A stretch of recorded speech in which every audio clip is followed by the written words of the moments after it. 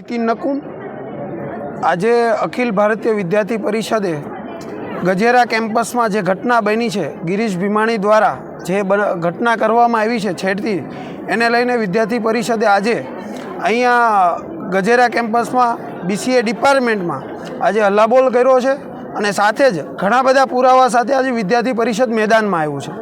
જ્યારે મારે આખી ઘટનાની વાત કરવી છે, જ્યારે 9 તારીખે અહીંથી પ્રવાસ લઈ જવામાં આવ્યો ત્યારથી જ એની મનસૂબા કંઈક છેડતી કરવાની હોય એવું લાગતું હતું.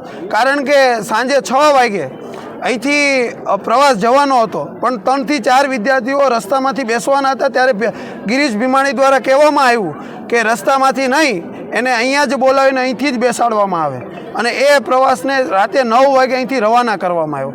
ત્યારે એ રવાના પ્રવાસ થાય છે અને 2 દિવસનો પ્રવાસ ઉદયપુરમાં રહી છે અને જ્યારે 12 તારીખે સવારે આબુમાં પ્રવાસ પહોંચે છે ત્યારે એ જ સમયે ગિરીશ ભીમાણી ત્યાં પહોંચે છે અને આખો દિવસ એ 1.5 લાખથી પણ વધુનો નશો કરે છે અને એ પણ અમારી પાસે પુરાવા સાથે વાત આવી છે. સાથે જ જ્યારે નશો કરી અને ત્યારે એણે કીધું કે હવે મારે વિદ્યાર્થીઓને જમાડવા છે, ત્યારે એ વિદ્યાર્થીઓને રાતે 5.5 કલાકે ઓનેસ્ટ હોટલમાં જમાડે છે અને ઓનેસ્ટ હોટલમાંથી જમાડ્યા બાદ એ વિદ્યાર્થીઓ પોતાની ફોટોગ્રાફી યાદગારી લેતા હતા અને એ સમયે 5 થી 6 બહેનો એક આઈસ્ક્રીમની દુકાને જાય છે અને ત્યાં જઈ અને એ પોતે આઈસ્ક્રીમ ઓર્ડર કરે છે અને ભાઈ પાછળથી ગિરીશ ભીમાણી જાય છે અને ગિરીશ ભીમાણી જ્યારે પાછળથી જાય છે ત્યારે 5-6 છોકરીઓના ઝુંડામાં પોતાનું મોઢું નાખી અને બહેનોની છેડતીની શરૂઆત કરે છે. પહેલી એક બહેનને અડે છે, પછી બીજી બહેનને અડે છે, પછી ત્રીજી બહેનને અડે છે. આવી રીતના એ 5-5 બહેનોની છેડતી કરે છે. આના પુરાવા સાથે આજે વિદ્યાર્થી પરિષદ આ મેદાનમાં આવ્યું છે.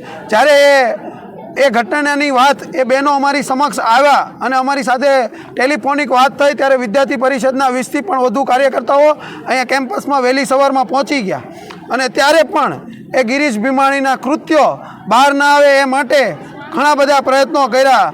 ભાઈઓની બસ હતી એને લાઠીથી સીધી અમરેલી લાવવામાં આવી અને જે બહેનોની બસ હતી એને બાબરા ફેરવીને લાવવામાં આવી, કારણ કે વિદ્યાર્થીનીઓ એ વિદ્યાર્થી પરિષદના સંપર્કમાં ના આવે અને આ વિષયને રફે દફે કરવામાં આવે.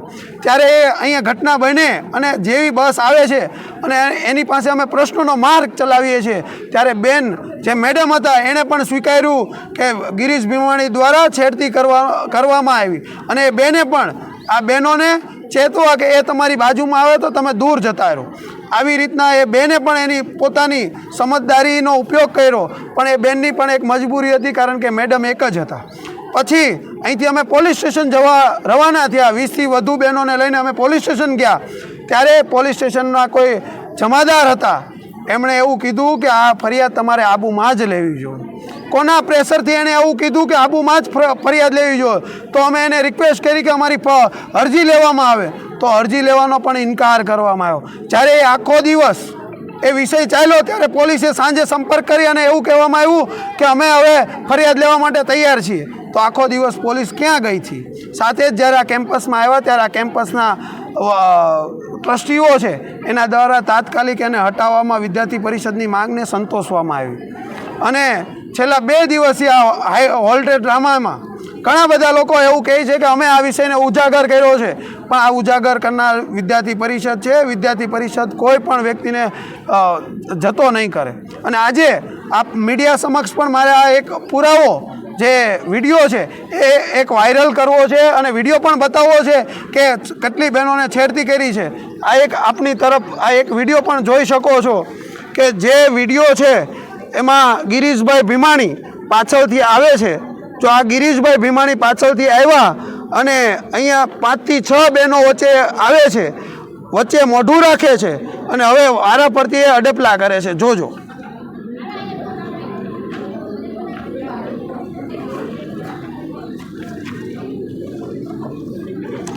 1 by 1 બધાને અડપલા કરે છે, 5 થી 6 બહેનોને.